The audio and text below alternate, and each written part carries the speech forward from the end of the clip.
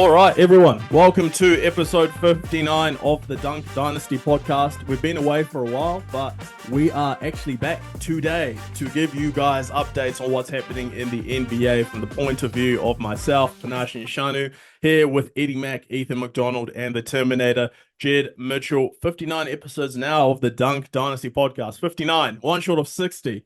60 points that De'Aaron Fox dropped to the other day in the NBA and then followed it up with 49.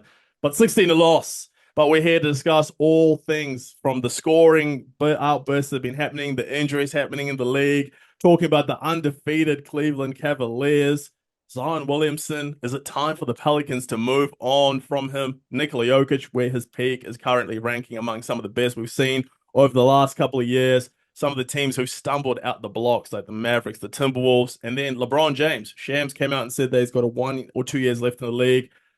Where are the Lakers going? What are the Lakers going to do with him for these last 2 years? All that and more, guys. But with that being said, how are things going down in Christchurch, man? I mean, it was Cup week last week, wasn't it? Over the weekend, mate. We had bricket and races. You already know. Love that type of stuff. Got rinsed. I can't remember a lot of the night. It was quite dangerous for most people involved, including myself. Made a bit of money though, $30 on $2. I'll take that. Love a bit of that. Only little minute bets for me, mate. We don't go hard out here. And then just a bit of basketball watching, a bit of NFL. Just thriving, mate. There was a roller coaster of interest for me in that story. Like he was building it up well, and then just crumbled it, and I checked out. Well, as soon as I know the fans. They're here for the roller coasters. That's why they listen. Yeah. Obviously not here for the financial advice. Exactly. This is not financial advice, is it? Ricketed raises. Hey, there were some people making some money. I saw some people were dropping some crazy slips afterwards. I mean, $100,000. Come on, man. Jeez. Pass him over, bro. Monahan boy, mate, he made me some cash on the weekend. Let me tell you, if he's listening, the owner of him listening, let me tell you something. I owe you a beer. What? He made you $30, brother. That's in this economy, $30. That money's gone straight away. Hey, I made $30. May have lost a bit more. There we go. There we go. That's what I like to hear, man. If Jokic isn't on the harnesses, I'm not there. That's all I'm saying. Bro, get me Jokic. Bro, that's the thing, though. He weighs like 120 kilos. I don't know how this guy is trying to compete with these other dons. You mean, this horse is going to be fighting for its life. Bro, he's not out there riding it, G. He's not riding it, but still, it's got to carry him. You got the weight of that freaking carriage. You got the weight of Jokic. I mean, listen, Jokic is not as big as he used to be, but still, like, that's a 120 kilo man, bro. That's a big man, So I can't believe you're fat shaming Jokic after what he's doing this season. I know. To be fair though, he's bringing dad bods back into the thing, bro. I mean, listen, you got people out there like Daniel Cormier, UFC champion, former UFC champ, dad bod. Then you got Nikola Jokic, dad bod. I mean, listen, could that be the thing, bro? Let yourself go a little bit. Yeah. To be seen. I love how you say that because he might have a dad bod, but he is hella athletic. Someone who looks like he shouldn't be playing basketball. Exactly. And he's the best in the world, which we will discuss later in the episode. Listen, if you are new, your first time listening to the podcast, make sure that you leave us a rating or review wherever you're listening. If you're watching on YouTube, make sure you subscribe, and whether it's on YouTube, whether it's on any of those platforms, make sure you share the podcast with your family, your friends, your colleagues, everyone who loves basketball. Go to social media, TikTok, get us to 1,000. We're getting close now. Instagram, we're getting close to 1,000. And make sure you go subscribe to YouTube again. But with that being said, boys, we've been away for a while. And in that time, the last time we had an episode, the Cleveland Cavaliers were undefeated. We are here again. 10 days later, the Cleveland Cavaliers are undefeated.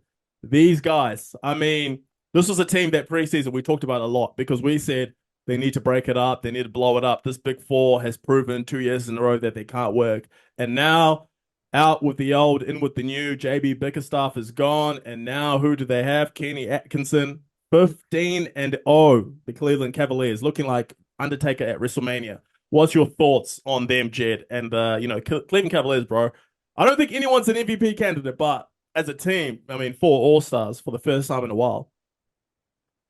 Oh, I wouldn't say four all-stars, but one thing I will say, every year there's a trend in the NBA that like dominates what like the good teams are. Like there was that period where it was superstars, the team with the best superstars would win. And then we kind of went through a stretch there where it was like the teams that could get their role players to step up, the teams with the most depth, they were the teams that were able to push it further. But this year, continuity is getting it done. The Cavaliers running it back year after year and getting those results. I think it has to be commended. They do have continuity. One thing to note: coach out with the old and with the new. Kenny Atkinson, a guy who's proven in his tenure with the Brooklyn Nets that he can like kind of lift up a team and get them playing at the peak of their abilities. The team that he took to the playoffs that year, with the talent they had, that was minimal. But what he's been able to do with this team, getting Evan Mobley initiating plays, has been an absolute monster on both ends. Something that's probably been lacking for the Cavs in the past. But yeah, there's just so much to love about this team. And Darius Garland taking a step up with Donovan Mitchell, allowing him to do more of the scoring has probably been one of the other things that's been amazing to watch. Will this last? Time will tell. But I think the seed's there for a really strong team, regular season-wise anyway. I mean, they almost have three players so far averaging 20. Mobley's quite just short of it. But then Jared Allen, I think Jared Allen's been the most impressive to me. It's just defensively, and then even offensively, he's spacing the floor. He's not shooting the ball, but this floor's being spaced with Mobley as well. The way that those two big guys can work defensively, steals, blocks, I think combined they're averaging over 3 blocks a game. Ridiculous. And then having Mitchell and Garland off the back of that, and they're actually making shots. Donovan Mitchell is no longer Jed's most hated player, which is awesome as well. Then, By the way, he's only second. Jamal Murray's first. Hey, Team Canada, shout out. But no, it's wicked. Like I said it heaps in the offseason that like having these four, they just can't work together. Garland and Mitchell just take so much away from each other. But it looks like they've gone, okay, Mitchell, you're the number one. Mobley, you're the number two. And Garland, you're feeding them all game. You're just feeding them. You can score your buckets when the opportunity presents itself. And then Jared Allen, you're the cleanup man. Get in there and clean up. And Karis LeVert off the bench, you do your thing, mate. You just get out there and you do your thing. And they'll have Max Strus back soon. I'm not sure when his time schedule is back, but once he's back, it's another added layer of offense and playmaking ability. So I don't know. As long as the Cavs can hold this kind of momentum up and keep going, because you live off the momentum and stay healthy. Shit, how many wins could we see? How many wins in a row? I mean, 15 right now. Listen, if they beat the Celtics, they could very well challenge the Warriors for that 24-0 start. If I'm picking it, I mean, I don't think they'll get to 24-0. I think probably maybe 18, 19, because I feel at some point in time, you're going to have an off night. Because at the moment, we've had 15 on nights. And listen, we know what the NBA is like. You're going to have one night where you just can't hit anything. You can't hit anything to save your life. And I think that's when they'll lose. So I'm going to say the Warriors 24-0 stay safe. But listen, fair credit to the Cleveland Cavaliers. I don't think anyone in the world expected them to be 15-0. I don't think anyone in the world even expected them maybe to even be like 10-5. 10-5 is probably where I realistically would have seen them being right now. But listen, fair play to them. Kenny Atkinson has come through and he has been a magician. I mean, listen, sometimes we see in the NBA where the Lakers, for example, they had Darvin Ham replace the coach. You still have the same squad and you look a lot better. You start a lot better. Cleveland Cavaliers, same thing. They look a lot better just because maybe it's a different voice, different style of play, but as a team right now, you have to say that they are the best team in the NBA, just based off right now. Long term, do I think they're going to be the best team come playoff time? No. But right now, for sure, they're the best team in the league. So, really credit to that. But it's pretty weird that despite being 15-0, I don't think, none of their players, I don't think are anywhere near MVP candidacy, which, I mean, probably just says it's a testament to how much of a team they're playing as right now. Realistically, you said someone mentioned before 4 All-Stars. Like, how many All-Stars do you see on this roster, and who would they be? Listen, let's say for example we get to the All-Star break, and they are 30-10, or let's say 32-10, if it's that many games. Is it 52 or something? Let's say they have 40 wins and 10 losses at that point in time. Are you giving them 4 All-Stars? I'd say yes. Depending how far back the Celtics are. I'm definitely giving them 3. If it's 3, we already know the backcourt's getting in there, and then it just comes down to which big man. I would say for me, I'd say Mobley. See, for me, I would do Mobley, Mitchell, and Allen, and then Garland would have to fight it off with somebody. Damn, because there's some good guards in the East, man. But it's kind of hard because Garland's been their closer, so Yeah, Donovan Mitchell, you'd say is the best player. Then you say Evan Mobley's probably second, and then it's like, I don't know. I'd still say Garland number 2. Yeah. Garland's averaging 21 and like just under 7 assists, and Mobley's averaging 18 and 9.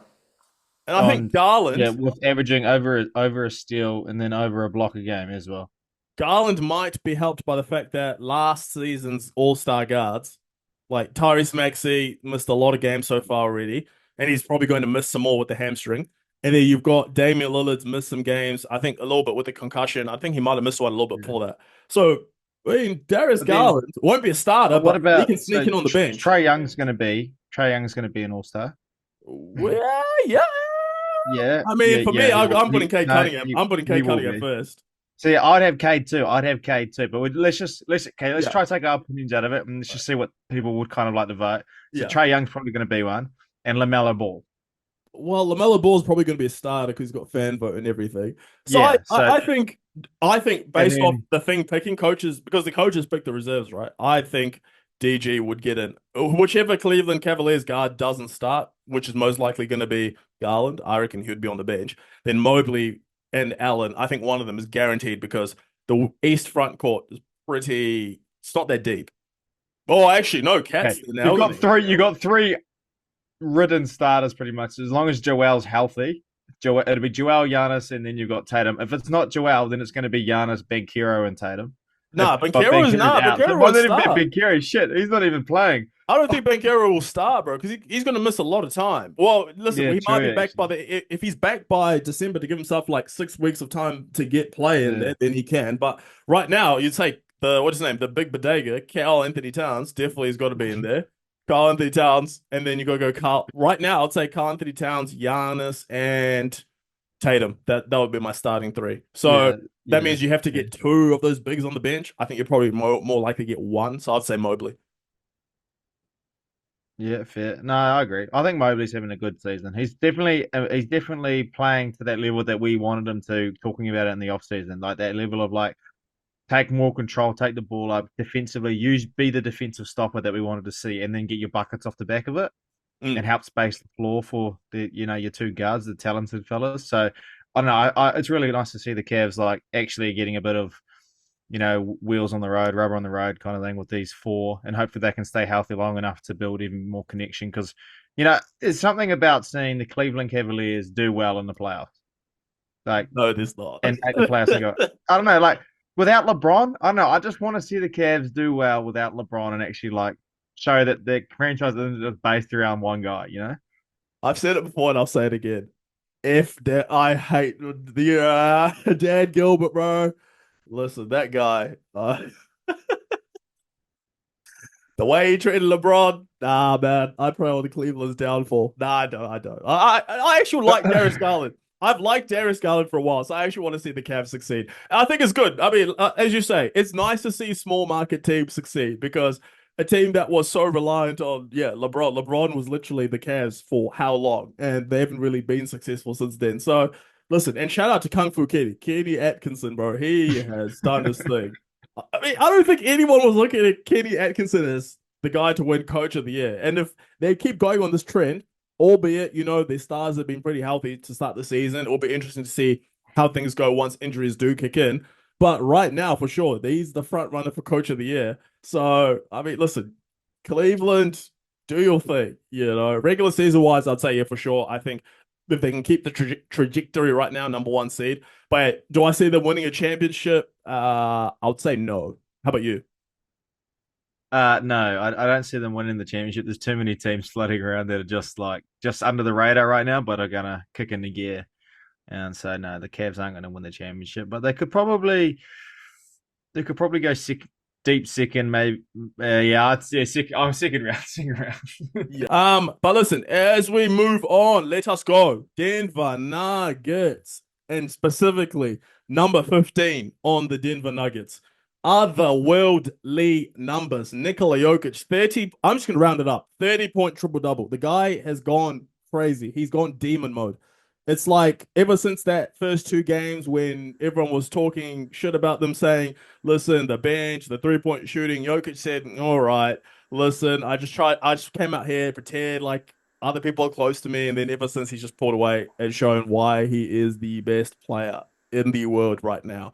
But we want to see, where do you rank Jokic's peak right now compared to these guys? LeBron James, Kevin Durant, Stephen Curry, James Harden, Russell Westbrook. So I'm bringing in the players who are probably the best players of the last 10 years. I want you to rank Nikola Jokic's peak against those other guys. So there's 6 people to rank. Where would you put Nikola Jokic? So was it LeBron James, Durant, Steph Curry, Russell Westbrook, and James Harden? James Harden. Look, I'm going to be honest with you right now. I don't know who the other names are, but it goes LeBron James, then it goes Steph Curry, and then it goes Nikola Jokic. Yep, that's what I have as well. And then the other 3 you can fight over, you can have arm wrestles over because they're the same peak pretty much. I don't care about the other 3. But Nikola Jokic is what he's doing right now as a player and the impact he's having on the game and the team. Because the Denver Nuggets, no word of a lie, sucked to start the season. And then Jokic just said, you know what? Hold my beer. And carried them. And what, they lost the first 3 or 4 games and then they went 7 on a row or something? Like, it's ridiculous. He just said, you know what? Give me a minute. Let me just do my thing. 0-2. 0-2 the last games without him as well. These last 2 games he's been out with a back injury. 0-2. So, I mean, there's the thing that we need to decide is need to talk about is that we talk about Curry and LeBron because the impact that they had on their team and the franchises and how you can't win without them and the finals and all of that. But Jokic hasn't quite done the finals yet. But as you can see the difference and the impact he's having on a franchise and as a team and as a player and with the players around him. He just needs the championship to go with it. And I think that will happen, but he needs somebody better than Jamal Murray with him. I do agree with Ethan McDonald. I'm going to say LeBron James number 1 in terms of peaks. I would say LeBron number 1, Steph Curry 2, Jokic 3, KD 4, Harden 5, Westbrook 6. I think, Jokic, I mean, listen, bro, the guy's about to win early doors, but if he continues on this trend, 4th MVP, in 5 years. Could have been 5 in a row, for sure. The only LeBron, we already know. During his prime, that 8 straight finals, I mean, come on, bro. Steph Curry changed the game, we already know. Unanimous MVP. I would have to put Jokic just behind those 2. And then KD, Harden, Westbrook. Purely because, I mean, listen, KD, he was putting up stuff, but, I mean, until he went to the Warriors, and, I mean, they had, the God Mode team, the Avengers. That's when he won the rings. Whereas LeBron, Steph, we know these guys have done it. Steph done it in 2022, done it in 2015. I know he didn't win Finals MVP, but still, he even won 2 MVPs without him. So he did his thing in his prime. And even now, I mean, 36 years old, he's still carrying the Warriors. Come on now. That has to be my guy. And then Jokic, come on, man, 30-point triple-double. This is a joke. Come on, 30-point triple-double. Come on, it's over. Yeah, it's kind of crazy when you say 30-point triple-double and you're like, damn, almost feels like it's never been done before. But that was Westbrook's year. I would agree. Yeah, here we go. He always has to go back to it, doesn't he? Okay, guys, pop off. No, tell me how you really feel. Go on. Let it all out now. Before you hear my list. No, I want to hear your list. Let's go. Let's hear the list. Let's hear the list. Really interested. Okay, so Russell Westbrook number 1. No, okay. If you're going prime, I think you guys have nailed it straight on the head. LeBron, Steph, and then Jokic. But then individual seasons, I feel like this list just shows how spoiled we've been over the last few years, over the last decade. You forget how good Harden was in those years and how unstoppable Harden was. I almost put Harden's peak a little bit above Jokic just purely on how unstoppable he was. There was nothing nothing you could do at all to stop it. And I feel like it led to winning a little bit more. Like I suppose Jokic had the championship that he was able to capture, but I don't know. For me, those are probably neck and neck, and then I would probably put yeah. If we're talking about individual seasons, I'd say Westbrook's season was better than any season that KD had, but I'd say KD's prime was way better than Westbrook's. Yeah, I'd say just because of I mean, listen, Russell Westbrook averaged had three triple double seasons in that time. Um, but I'd say the difference for me, why I put Jokic ahead of KD, Harden, and Westbrook is just because like he's won the championship as the guy, and when he was going there as the guy, the stats were they're otherworldly. But it's also because I don't think Jokic's teams were as stacked as the Warriors. The Denver Nuggets team was crazy. But if I'm sort of looking at these players, I'm looking at how well you played, but also how well you how much better you made the team that you were playing on, how much you elevated them to another level. And I think it's hard for me to put KD above Jokic because KD didn't really elevate any of his teams. He went to the Warriors, a team that was already stacked. Harden elevated his team, but he never elevated to a championship. I mean, listen, it's a team sport. We know that, but still never elevated to a championship. Russell Westbrook averaged a triple-double 3 times, had great seasons here and there, but same thing, elevated regular season, but you never elevated playoffs. But even in elevating in the regular season, I mean, they didn't get the success that, he hasn't got the success that I would be able to say enough that he's above Jokic for me. Oh yeah, I wasn't arguing that he was above Jokic. The one thing as well, I think it's also that era where it was KD, Westbrook, Harden, LeBron. I'm going to be one of those guys. I reckon that's probably like a slightly harder to win an era. Like Jokic kind of timed his peak with his teams peaking perfectly to capture a championship. I reckon Jokic's team, had they peaked 3 years earlier, would not have had a shot at beating any of those teams in that era. Like Harden had his team currently, like in that kind of Bucks Nuggets championship era. I reckon Harden would have won a championship with how much they were dominating teams and how unstoppable they were. You forget how far they pushed teams in the playoffs, and then those teams were teams that went on to sweep the likes of LeBron in the finals. Like there was like a slightly different era. Remember, this is the era of parity. Like this is where more teams are winning. Like teams only win one championship, then it goes to the next team, to the next team, to the next team. Back 5 years ago, it was teams that had a stranglehold on the Western Conference, on the Eastern Conference for 5+ years. I know that's one thing that I'd factor into it as well. But it was only 2 teams. It was only 2 teams that had that. It was the Cavs and the Golden State Warriors. That was it. I mean, there wasn't other teams. Like if you take away that 4-year stretch, there's not been really another stretch where the same 2 teams played each other in the finals every single time. So it's hard to say that there was 2 teams that had the stranglehold. I mean, you kind of knew who you was going to be, who you had to beat to get to the finals and win a championship. The Rockets, we know, they were 1 game away from beating the Warriors. I mean, still, Harden, they had 2 chances to beat the Warriors. They were up 3-2. They had 2 chances to do it. They didn't execute. They didn't win. Maybe if they had Chris Paul, different story.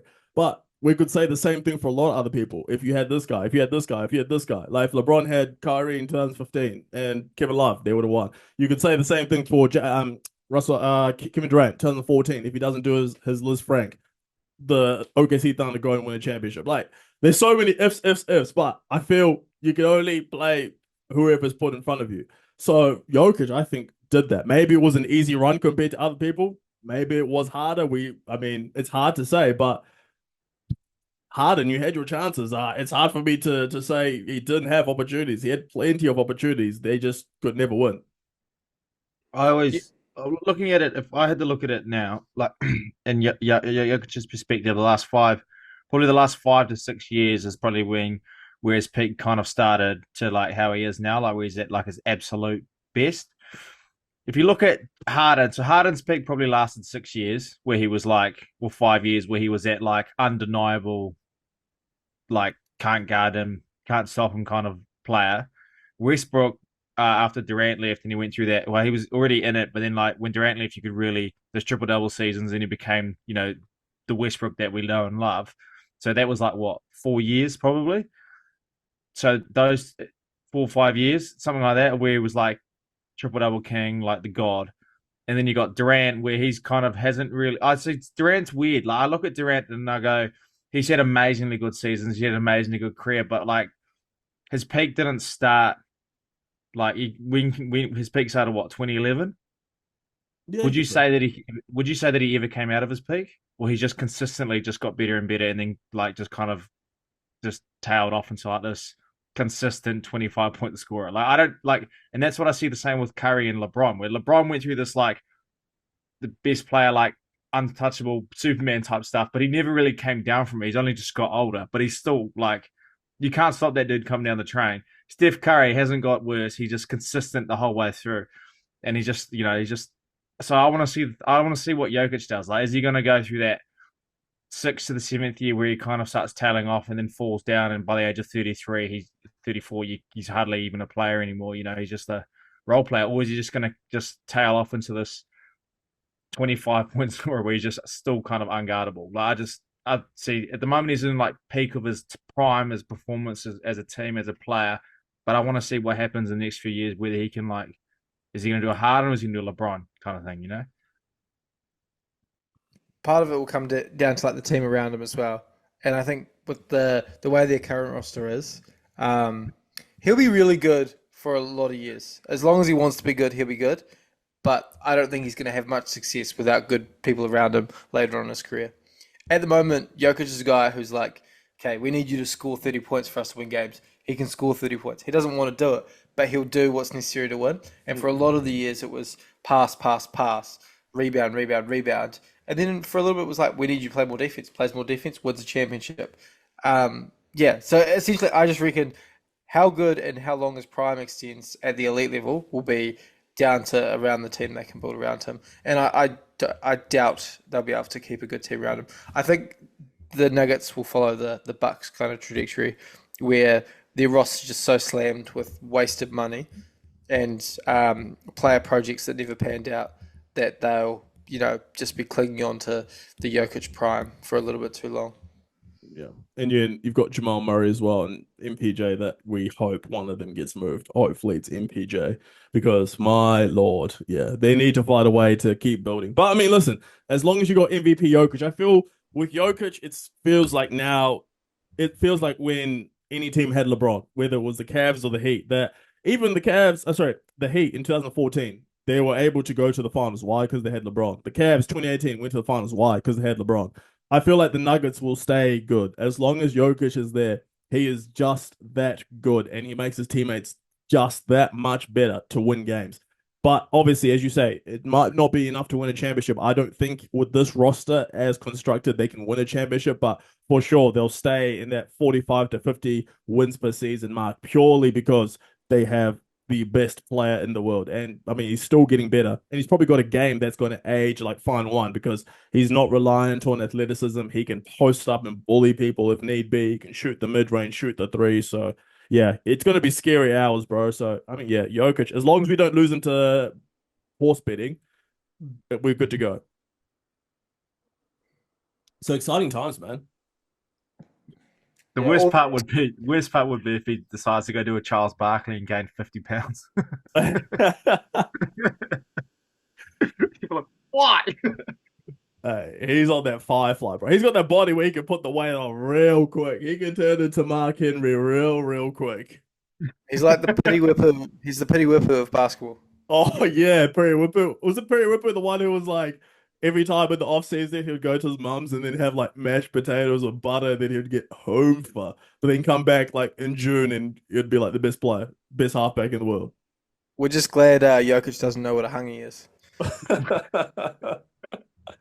Hey, shut up, bro. Shut up. Hey, NZ is trending right now because of the Parliament haka. So, hey, there you go, bro. NZ trending. That's what we like to see, bro. But, bro, Zion Williamson. If we're talking about guys who remind you of Petty Whipper, Zion Williamson. Oh, my goodness. We have got another Zion Williamson injury, and it is hamstring. Once again, Zion Williamson out. I mean, indefinitely at this point in time. We don't know when he's going to be back. Hamstring for the second time. He got injured, in the play-in earlier this year. Missed the play-in game against, I think it was the one to go to the playoffs against the Kings. And now look at him. Zion Williamson is gone again. What's your thoughts on Zion? Are we getting to a point where the Pelicans should consider moving on from a guy who's played less than 50% of the games available to him since he entered the league? Do we know what he's earning currently? 35, 38? Got to be some sort of $40 million contract. But I just know there's a bunch of clauses in that deal because he's got the weight clause and the games clause. Yeah, he's played 44% of his games so far in his career. 44% of his games in the last 7 years. Like when he plays and he's healthy, you watch him, you love it, and he makes a difference and it's noticeable. 23 points a game, I think is what he's everything. Yeah, 23 a game. You love it, you watch it, you have fun. When he's not playing, the Pelicans look the same. The only difference is Zion's not on the floor.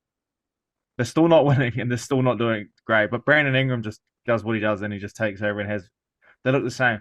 I don't notice a difference when he's playing to when he's not with the Pelicans, when they're fully healthy. At the moment, they are so injured. They are injured right now. This season or last season? This season, yes. Last season, no. Last season, I thought he elevated them. This season, he looked. This season, there's no terrible. There's no difference. Like last season, I thought he had a great year, but then he got injured and whatever. But there's no difference. Like in the Pelicans, I think is time. It's time. Break that shit up. Like you're 4-10. Break that shit. You just got DeJounte. He's injured. CJ's now injured again. He's old as. Brandon Ingram doesn't look happy. Break that shit up. Get out of there. Why? Because it's the West. You're not going to do shit in the West anyway. There's no point in coming 12th with a team that you're paying, $300 million for. Just break that shit up. Cut your losses now. Get some picks. Rebuild. Historically, the Pelicans have not been a great team. And I feel like you blow it up just to be mediocre, to be horrendous. I think you make... They're mediocre with lots of money invested in 3 players. Yeah, but you can move one or two of them and you can just kind of try to find that year like the Cavs are having right now where everything just clicks. I don't understand, I understand there's certain teams that should blow it up and certain teams have held on for too long. But then if you're a franchise that hasn't done much in the NBA, if you're a franchise that hasn't had much playoff appearances or playoff success, I don't know why you would rebuild to try to chase a championship where making the playoffs is a good year for your team. You're doing a disservice to everyone and every person who's been a part or supports that franchise. I think we get way too sucked into that sometimes where it's if you're not winning a championship this year, throw it away, blow it up. Like the Hornets. The Hornets would kill to have some of the success that the Pelicans have had over the previous few years. I think you just try to build a bit of continuity, move a couple pieces here and there, but you don't blow it up. You might want to trade Zion, but then you might want to keep a lot of parts from the rest of the team. I wouldn't tank. I think that's way too extreme. They've got a lot of good guys. They've got a lot They're above the salary cap with 4 players. That's the modern NBA. Yeah. Above the salary cap with 4 players, and then they've got all the other players underneath that still were injured and not playing. I don't know. As a franchise and as a team, are you happy paying Zion Williamson $38 million a year to sit on the bench? No, you despise it. You might want to move on for it, but what? And there's no guarantee. Is Brandon Ingram going to re-sign? Or is he gone next year? He's unrestricted. Is that right? He's dipping. Brandon, he's dipping. BI is gone. So you want to trade him for value this year, right? You want to trade him for somebody this year, get some value back. Thing is, there's not. And then you want to get rid of Zion too. So if Zion and Brandon are going this year, which we hope both of them are being traded this year, then what are you doing with CJ and DeJounte? But why would you trade Zion? Okay, listen, I know he's been injured a lot, but still, you invested so much time and money into this that it's got to the point where you just can't move him. There's no way you're going to move him because you put so much time and effort into it that there is no way you can move him. There's no chance. Cut your losses, man. I don't see this thing. I don't understand. So teams stay at the bottom for so long because they just so much time, so much money, I can't do it. Bugger that. Just cut your losses, get something for him, and then move on. I'd all the good teams, all the top franchises or whatever, they just get out of there. They get out of there way faster than other sides, and they just go, okay, look, let's just do this, bang, move on, done. Happy days. I don't understand why they don't just do that. Like Zion's value is still massive. He gets injured a lot. People are going to be concerned with that. But when he's playing and healthy, he's a force. Everyone knows that. Just get rid of him.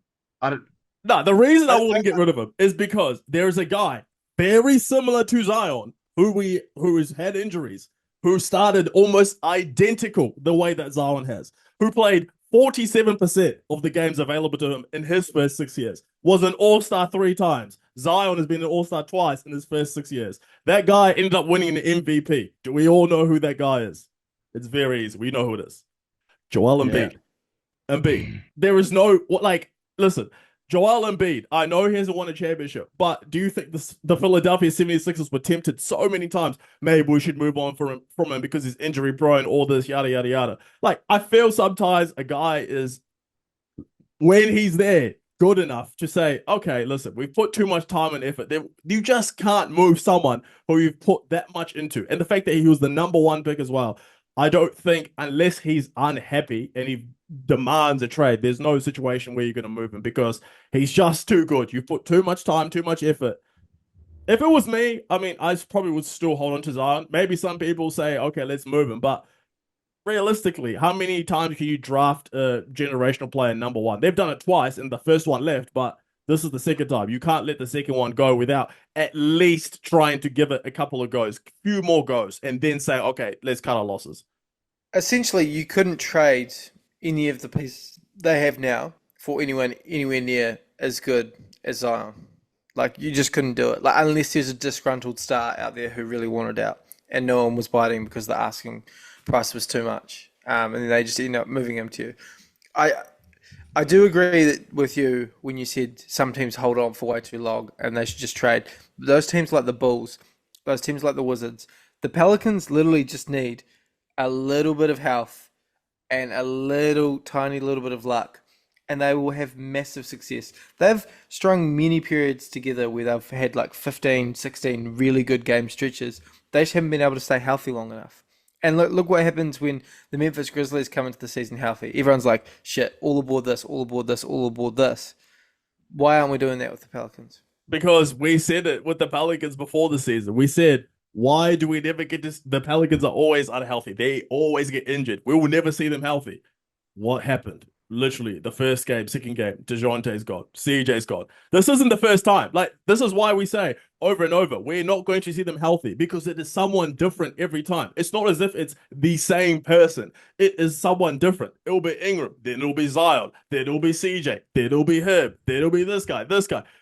There's different pieces. It's not just one constant. And that's the problem why we'll never see them healthy because it's always someone different. Zion is maybe the one constant, but other than him, there is so many other guys who are always getting hurt on their team. So I don't know whether it's the training staff or someone needs to get fired over there because you can't have this many injured players. So, I mean, for me, if I'm the Pelicans, I hold on, give it a couple more seasons. If it continues, then listen, but he's the number 1 pick, former number 1 pick. I just don't see a scenario that I would give up on him just yet, especially age 24, probably not. To be fair, I was thinking about it the other day as well. And when I was going over my fantasy team, actually, that there's been quite a lot of injuries to start the season with players. Like, quite a lot of like the top tier guys have gone down. And I was like, I haven't done the research where I could probably do that and we could get some information up for the fans and that. But it'd be interesting to know like how many injuries last year to start in the first 15 games he wore to how many this year and then how many like the year before and kind of compare. Because I feel like there's been way more to start the season than there has been in the last few years. And whether that's to do with the amount of games that they're playing because of the World Cup, the Olympics, and then the amount of games they play during the year, and then also the physicality of it, plus the new tournaments coming in, because teams are playing harder for longer. Now, whether that's making an impact, we're loving it, we're enjoying it and all that, but what type of toll is this taking on the players and obviously their health, and is that what's gonna, cost us some insane games to watch? I feel like it's the combination of all the youth basketball they play now and also a combination of the money. Like, now in the current NBA, whereas like in the past, not so much. If you get injured and you can miss games now and recover fully, or you can come back early and risk a worse injury, when you've got big contracts that are $100, $200, $300 million, you don't take the risk. If they're like, oh, we'll protect you, you can rest as long as you want, we want you healthy, we want you healthy, we want you healthy. You get healthy, you come back and you play at 100%.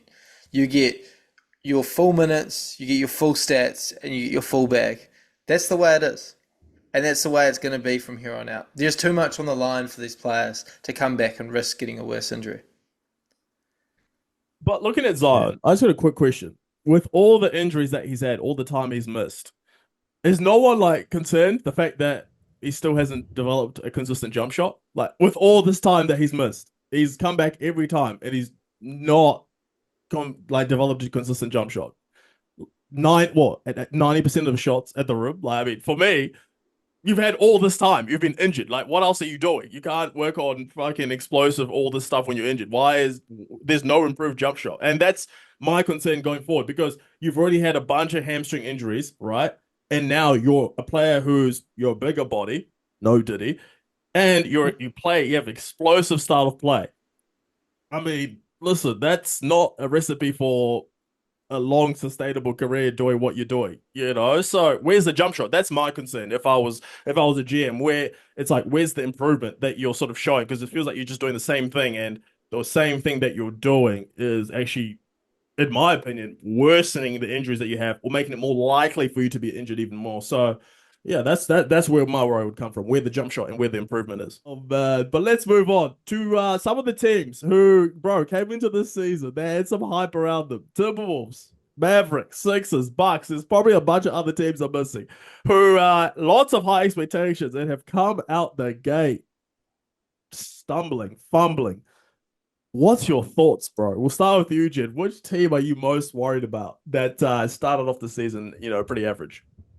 The 76ers. It has to be the 76ers. And purely for the fact how naive they are to how basketball works and how winning basketball game works. Like, I agree that, you've got to manage Joel's injury. Like, you've got to make it so he's healthy come playoff time. But if you guys don't play your star players in games, you're not going to make it to the playoffs. So that health won't matter. So I'm kind of like, I'm just sitting here, I'm like, I get your strategy, but your strategy doesn't work unless the foundation is taken care of first. So I'm concerned about the Sixers. Like Joel Embiid coming back for his first game, the next game's a back-to-back, so he rests after not playing since the Olympics. That's concerning to me. The Bucks have already started to correct themselves. Also, just incredibly unlucky. Like there's two games there. One game where Ron Holland bricked 2 free throws, so they got overtime, so they got the win. But terrible foul call on what was a clean block, and then the LaMelo play where he was called for a foul when LaMelo slipped over. The ball's just not bouncing the Bucks' way at the moment, so less concerned about those. Knicks, growing pain. Timberwolves, they'll figure it out. I wasn't too high on them coming to the season with the Julius Randle. I think they'll be a solid playoff team, but I don't think they'll be much more than that. I'm not so much concerned. I'm just more confused at what their direction is. But 76ers for me, if I had any stock on the 76ers, which I do not, I'll be selling it, and I'll be selling it for 10 cents on the dollar if I could get that.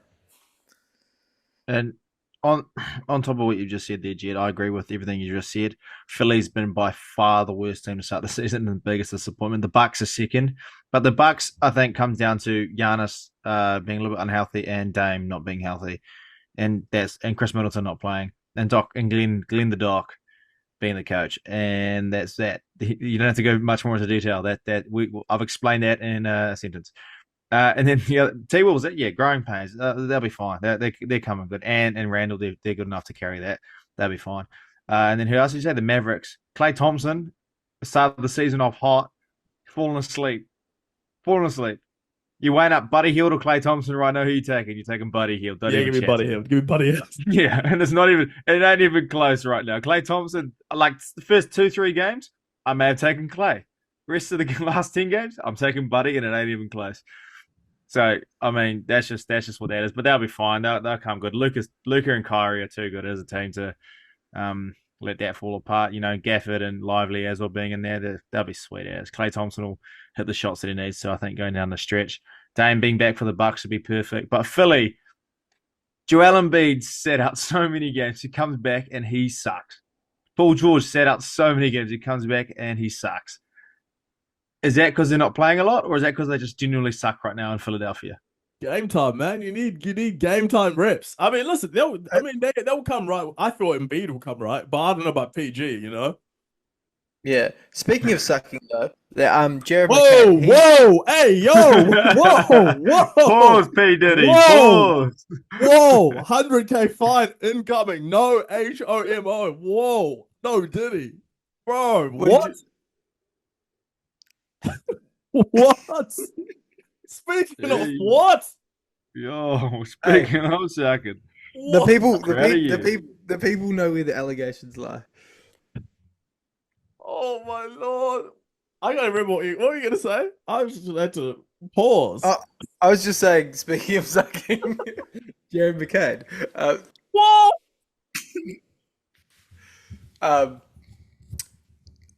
He's been solid. What? No, okay, no. I'm kidding. Someone in that team had to actually show up and get some points, get the ball in the hole. You know what I'm saying? Because Paul George and Embiid haven't been doing anything. Mate, shout out McCain, bro. He's rookie of the year favorite right now. The way that he's been playing, he's been balling out. I said that before the season as well. I said that this guy is a wolf in sheep's clothing. I think all the antics, all the fingernail painting, I think it's all just the thing of I'm just the old I'll try to use the right terminology without getting cancelled. I'm just the You're getting cancelled anyway. I'm that sort of player, like a zesty player, and then he just comes out there and busts you. Like, whoa, this is no Diddy. What the fuck? Hey, you know what? Hey, you better watch yourself. Hey, he just comes out there and he plays. He just cooks you. He's been doing his thing, and he needs like, to do his thing, man. Because listen, that team, bro. Embiid, you gotta play some games, man. We gotta play. We need to play. We need to play some games. Come on. And listen, this is why that shit that they're doing makes no sense. Because you're like, Embiid's not gonna play back-to-backs. You lost the first night against the Knicks. Embiid doesn't play the second night against the Cavs. You lose both the games. And because he's not playing back-to-backs, it means that you have to win these other games that aren't back-to-backs. And then they play the Magic. They lose to the Magic, and they're not even on a back-to-back. So now, in a stretch that you could have gone 2-1 or 3-0, you go 0-3. And you're already a team that was 2-7 at that point in time, and now you're 2-10. So it just gets so much worse for this team, bro, because, like I said, these guys aren't playing. And if you're not playing back-to-backs, you're going to lose some key games in there. And I'm interested to see how long this not playing the back-to-back stuff lasts. The thing is that I'm actually really happy with this Philly, actually, is Tyrese Maxey doing what we thought he was going to do with that team. As long as he can get healthy again and keep playing, then we'll love to see him averaging 28 again. But Paul George on his new $52 million contract, because the Clippers didn't want to sign him with his 16 points a game. Let me tell you something. I'm a lot happier not having him on my team. Because holy. Norman Powell has already been better as a Clipper than Paul George. Hang the jersey in the rafters, man. Hang the jersey in the rafters. I'm disappointed in myself, actually, because when we're doing the awards at the start of the year, I had Norman Powell as my sixth man of the year. I should have had him because I didn't think he was going to start. And he's been starting every game, and he's the most improved player. So I'm disappointed in myself. I was going to say MVP. I was about to lose my head. I was about to crash out. I thought people most improved, mate. Most improved. Okay, I like it. MVP is by far, like, not even close right now. It is Tyrese Maxey. And what's not Tyrese Halliburton's coach? Oh yeah, friggin' yeah. That team is not cooking. Hey man, spend less time with the snow bunnies and spend more time on the court, buddy. So, hey, come on now. We need time on the court, Tyrese. What's up with them numbers? You're losing people slips every day. Come on now. Look, so I'm just gonna just take a little side track here. So, one of my hot takes coming into the season was that LeBron James is going to retire at the end of the year and AD will get traded from the Lakers. Neither of those things, because the Lakers are going to suck. So unfortunately, AD probably won't get traded. But LeBron, he may be gone. He may be gone. No, he's not. He's played one more year. He's played one more year for year 23. LeBron, the only reason he wants to play that year 23 is because he wants that the whole retirement. Like, oh my god, let me get everyone else's jersey before I go. Give me the farewell tour that Paul Pierce never got. Or maybe he wants to do what Tony Snell did, get an extra year in the league to try to snake more money. Nah, I'm kidding. I'm kidding. Isn't he a billionaire now? Who, Tony Snell? No, LeBron. Oh, isn't he? I'm pretty sure he might. Oh yeah, he is. He is too. Brother signed a $50 million contract. Doesn't need that, bro. Why are you signing him to $50 million? Put him on $2 million, bro. Yeah, come on, bro. LeBron. Hey, you got the tequila, and we got the Hennessy now. You know the Hennessy. Everyone making the TikToks, like the drinking. Yo, ain't it our ball? Ain't it our ball? Ain't it our ball, bro? That's once I get that Hennessy. You spend too much time on TikTok, mate. Hey, fuck you, man. Hey, you need to go out and do some work, mate. Stop sitting on the TikToks, all right? Oh, the TikTok.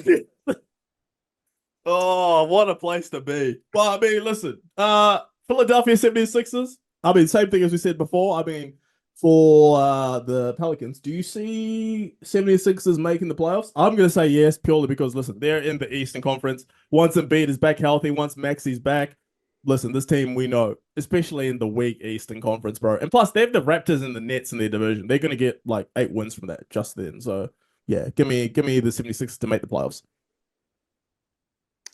Yeah, it is crazy. They've won 20% of their games and 2.5 games out of the play. It's what we like to see, man. There we go. Hey, Eastern Conference. Who's the beast of the East, man? Stacked conference like that. Welcome to the NBA. The worst part is in the West, you're going to see 12 to 13 teams with a positive record, probably like going down to like the last 10, 15 games. Yeah. And you're going to see in the East 12 to 13 teams with a negative record. You're just going to be like, hey, why am I watching this? First of all, there's going to be 3, at least 3. Why? Don't disrespect the Orlando Magic. Don't disrespect the Orlando Magic. Without Banchero, I don't know whether they have a positive record. What do you mean? They've won 5 straight, man. That's a team. Hey, team on the rise. And they beat the brakes off the 76ers. Yeah, that's not hard. Come on. Shit. You tell me right now, I reckon I could get a social basketball team together right now to go play against Philly, and we'll beat them. Right now. That's how bad they are. Only because they'll only have one available healthy player. Yeah. Hey. We'd only beat them by 1 point, but still, we beat them. Hey, Vin Diesel. Hey, intro him out. Win is a win. Bang. There you go. Gentlemen, final topic for today. LeBron James, or actually Shams, came out and said that LeBron James might have 1 or 2 years left in the NBA. Looking at LeBron James and the Lakers, they've won 1 championship already, the lockdown one. I mean, COVID one. How likely are the Lakers to win a title in these, let's say, given what Sham said, these last 2 years that we've got of LeBron James being this Negative. year? Negative. On a percentage, on a scale of 1 to 10, or you can even say 0 to 10. What would you say? They have 1 out of 10 chance to win a championship in the next 2 years. Yeah, I'm going 1.3, maybe, if Bronny turns into... 1.3, Jed? Jed, why 1.3 and not 1? 1.0? Oh, because it's the Lakers, and there's a good chance they could sign someone in free agency. And that is the only reason. What money, Jed? With what money? With what money, Jed? They might be able to make a trade. They got half the salary cap is tied up in LeBron. I'm going to say nothing, bro. 0. It's nada. 0.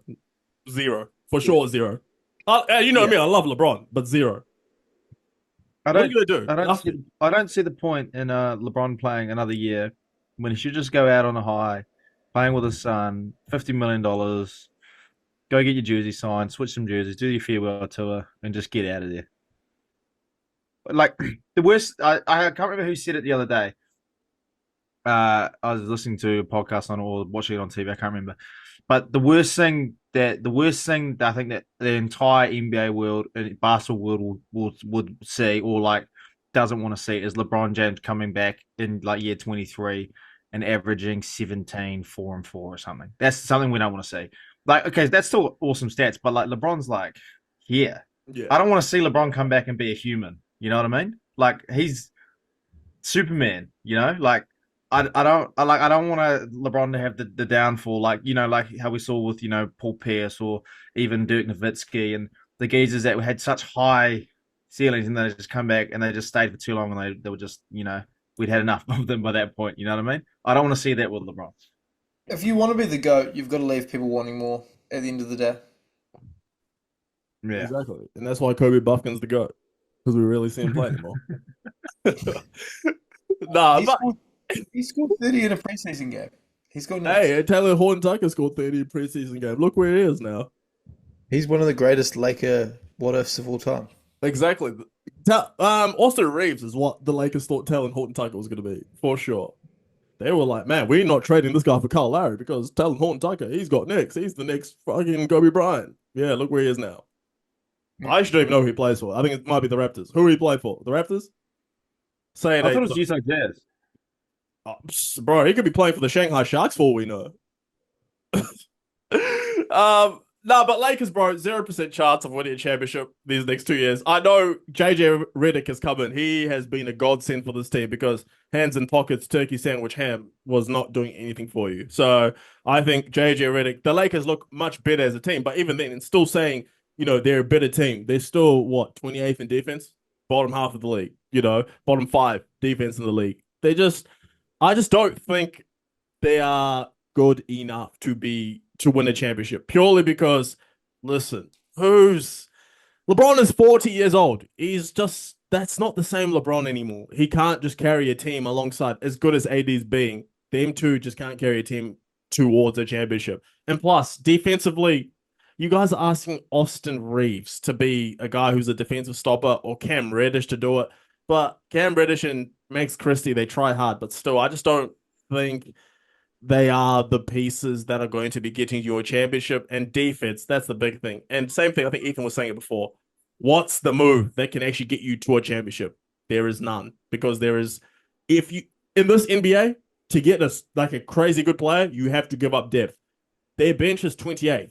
So if you give up depth with the lack of bench that you already have, you are going to get that much further away from a championship. So, you know me, man. I love LeBron, but yeah, the ring era for the King is done. It will end at 4, unfortunately. Unless he signs with a team in the offseason, has one final run, but I doubt it. Yeah, I'm putting it at 1.3% chance. Oh, 1.3% chance. Oh, yeah, okay. See, I think you've said it before, P, that some of the greatest games, I think I said it last year, might have been, that some of the greatest games for the Lakers, LeBron James beating Kareem's record, him playing with his son, then LeBron James retiring. The Lakers do not want to lose LeBron before he retires because that's going to be an amazingly large amount of money in their pockets. Oh, the last game. Bro, LeBron's last game? Night. Can you, and the thing is, all of the NBA, in his last game, there'll be the Lakers against whoever they're playing, and there'll be no other games on, and it will just be everybody there, and it will just be at the biggest arena possible. Yeah. Well, I mean, it'll be crypto.com, but Yeah. But you know what I mean. And it's the amount of money they're going to get, so they can't lose them. Doesn't matter what happens. They're going to do everything. So, 50 million, you can explain it because they want to keep him for that, and they're going to get so. Next year, 65 million. Okay. Yeah. I think it will end. The career will end. It'll be maybe a first or second round game against probably OKC or someone, and the Lakers are down 3-1. All the media will be there. The Lakers, it's going to be a road game, everyone is going to be there. You're going to have Magic Johnson. You're going to have Jack Nicholson. You're going to have Denzel Washington, Spike Lee. Everyone, the who's who is going to be there. It's going to be Jay-Z, their boys. Beyonce, Taylor Swift, Travis Kelce. Everyone will be there. The Lakers are not going to fumble that. What was that? Is Diddy going?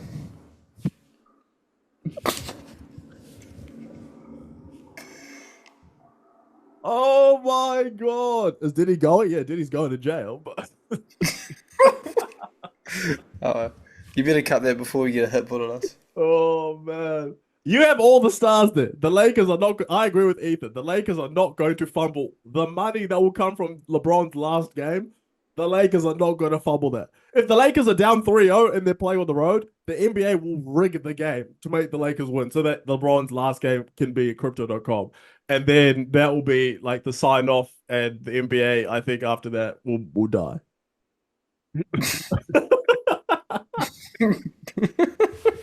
Yeah. So, in case anyone's wondering, the Dunk Dynasty podcast lasts up until LeBron's last game, and then we're done. Yeah. Anyone wants to know? So as LeBron retires, we're done, man. We're signing off. We're not going to be here when he dies. After this episode, I doubt we're going to last till episode 60. Oh man, but I mean, yeah, I like it. So I mean, none of us really giving the Lakers a chance to win a ring. So sucks, man. It sucks. Yeah.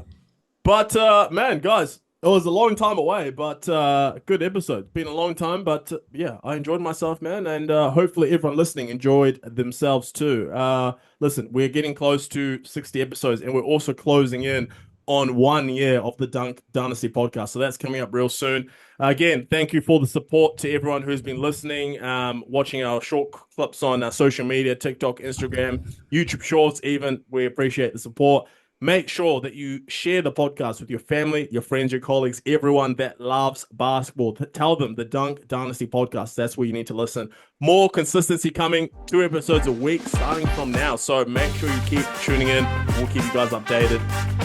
With that being said, Dunk Dynasty podcast over and out. Go follow us on social media. Go.